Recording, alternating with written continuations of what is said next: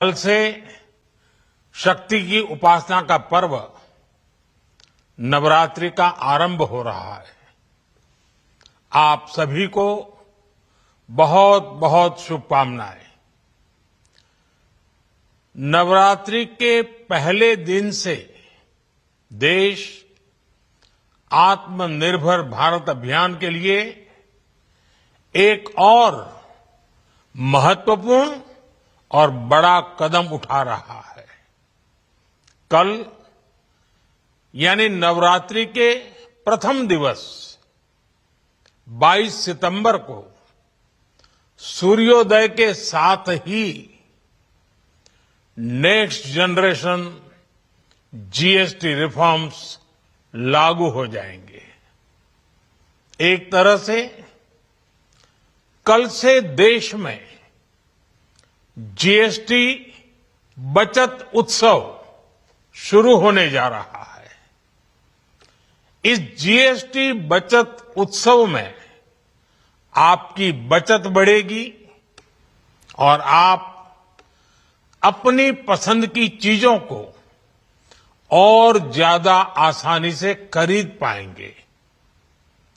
हमारे देश के गरीब, मध्यम वर्गीय लोग, न्यू मिडिल क्लास, युवा, किसान, महिलाएं, दुकानदार, व्यापारी, उद्यमी सभी को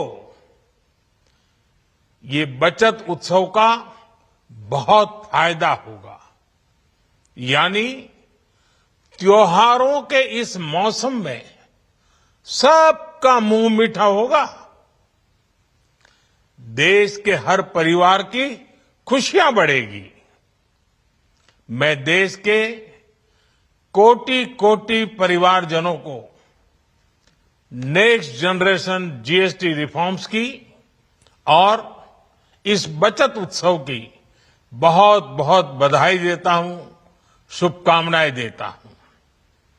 ये रिफॉर्म भारत की ग्रोथ स्टोरी को एक्सेलरेट करेंगे, कारोबार को और आसान बनाएंगे, निवेश को और आकर्षक बनाएंगे और हर राज्य को विकास की दौड़ में बराबरी का साथी बनाएंगे। साथियों, जब साल 2017 में भारत ने जीएसटी रिफॉर्म की तरफ कदम बढ़ाया था तो एक पुराना इतिहास बदलने की और एक नया इतिहास रचने की शुरुआत हुई थी। दशकों तक हमारे देश की जनता, आप सभी लोग, देश के व्यापारी अलग अलग टैक्स के जाल में उलझे हुए थे।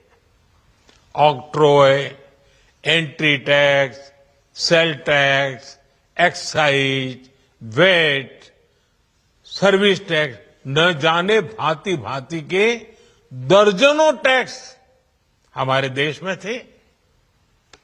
एक शहर से दूसरे शहर माल भेजना हो तो न जाने कितने चेकपोस्ट पार करने होते थे, कितने ही फॉर्म भरने पड़ते थे, कितनी सारी रुकावटें थी। हर जगह टैक्स के अलग अलग नियम थे। मुझे याद है जब 2014 में देश ने मुझे प्रधानमंत्री पद का दायित्व सौंपा था, तब उसी शुरुआत के दौर में एक विदेशी अखबार में एक दिलचस्प उदाहरण छपा था। उसमें एक कंपनी की मुश्किलों का जिक्र था।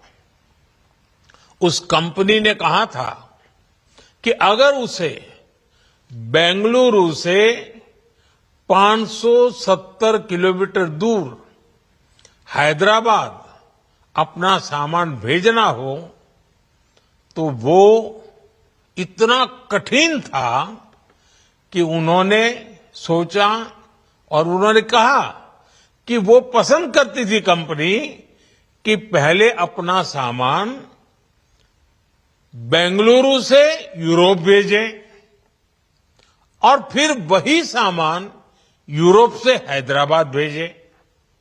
साथियों, टैक्स और टोल के जंजाल की वजह से ये तब के हालात थे और मैं आपको सिर्फ एक पुराना उदाहरण याद दिला रहा हूं। तब ऐसी लाखों कंपनियों को, लाखों करोड़ों देशवासियों को अलग अलग तरह के टैक्स के जाल की वजह से हर रोज परेशानी होती थी। सामान को एक शहर से दूसरे शहर पहुंचने के बीच जो खर्च बढ़ता था वो भी गरीब को उठाना पड़ता था। आप जैसे ग्राहकों से वसूला जाता था। साथियों, देश को इस स्थिति से निकालना बहुत जरूरी था।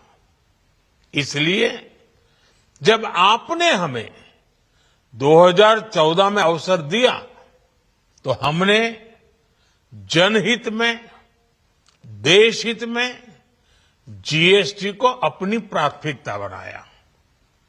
हमने हर स्टेक होल्डर से चर्चा की।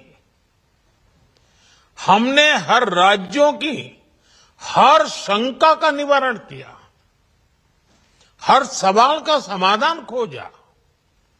सभी राज्यों को, सबको साथ लेकर आजाद भारत का इतना बड़ा टैक्स रिफॉर्म संभव हो पाया।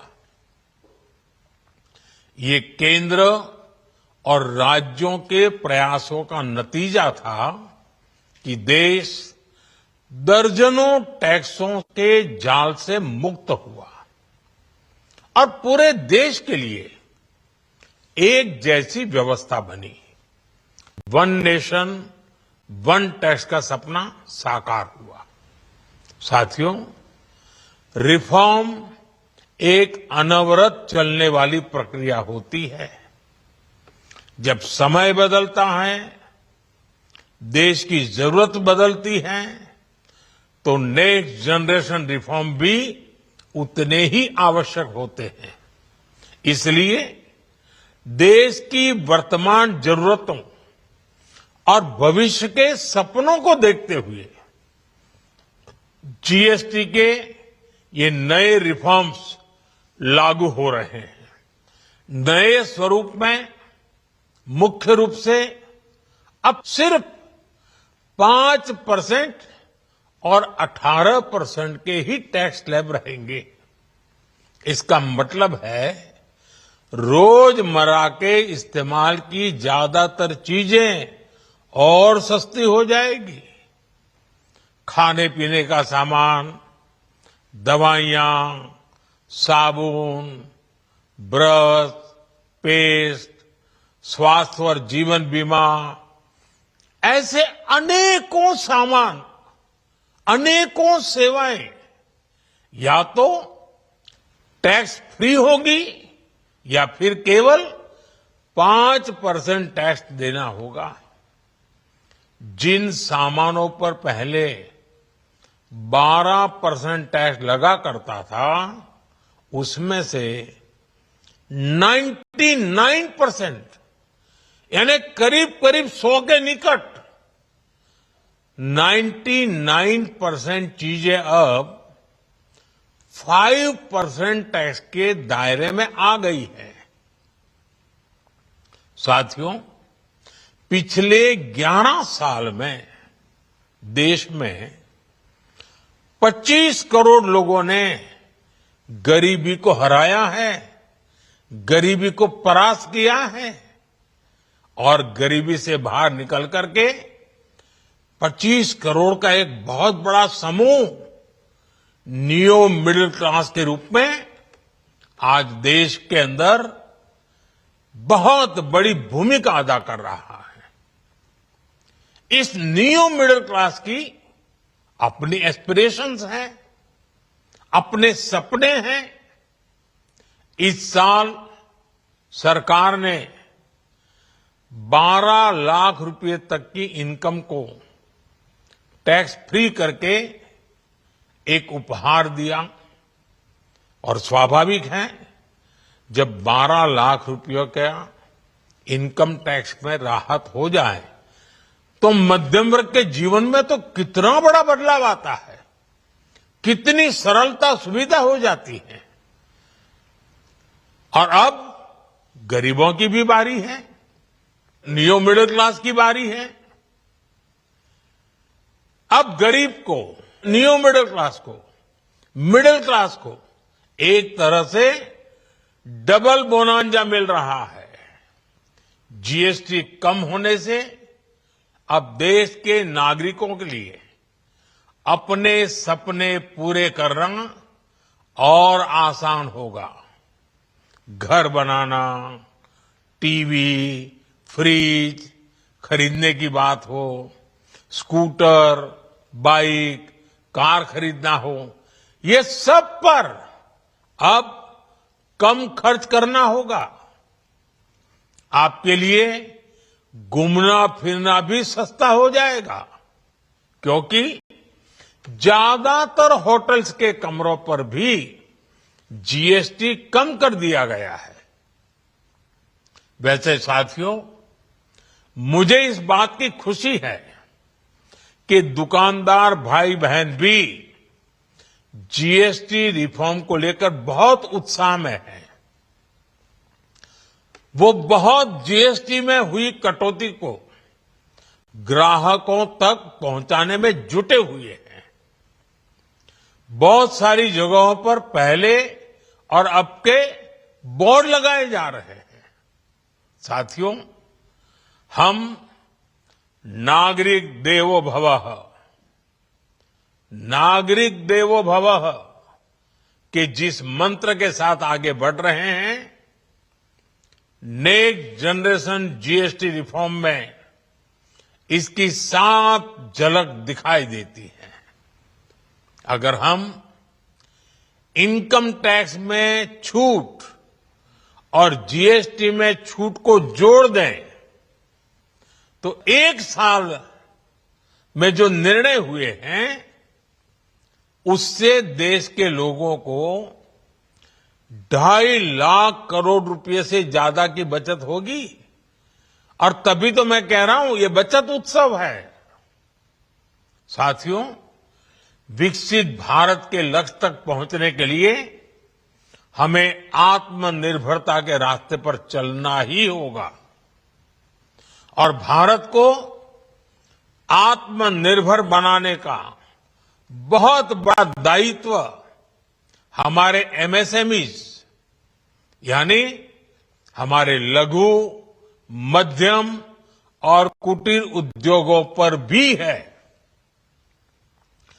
जो देश के लोगों की जरूरत कम है,